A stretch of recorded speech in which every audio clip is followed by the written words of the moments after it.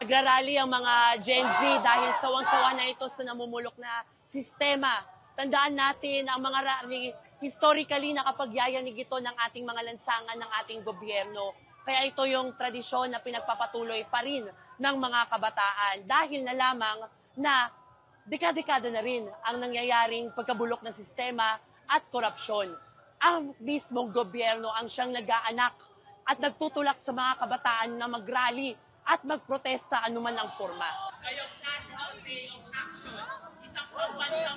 Kailangan po silang panagutin, kailangan panagutin ang mga korap, ikulong na ang mga iyan at lahat ng mga kasangkot nito.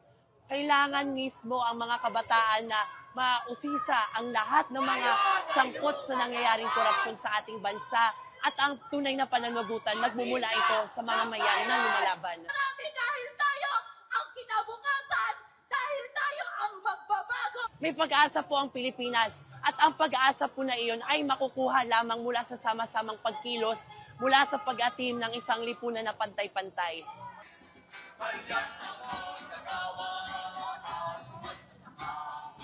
Makita natin yung malawakang kabulukan ng sistema sa buong mundo, hindi lang dito sa Pilipinas.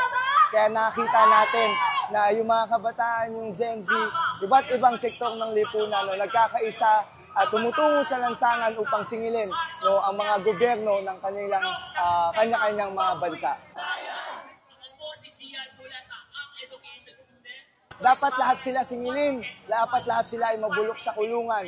At siyempre, mangyayari lang yun sa sama-samang pagkilos nating mga Pilipino.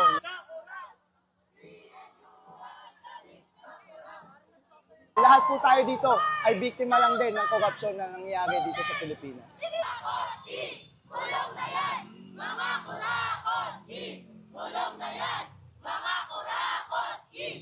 Maraming Gen Z sa buong mundo ang mga nagrarally ngayon kasi namumulat kami sa politikal na sitwasyon na nangyayari ngayon sa bansa natin.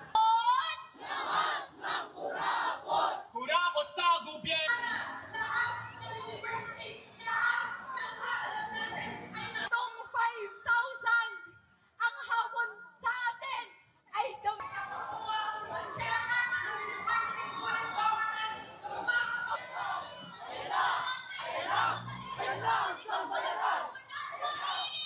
Jelajahi cara baru mendapatkan informasi. Download Metro TV Extend sekarang.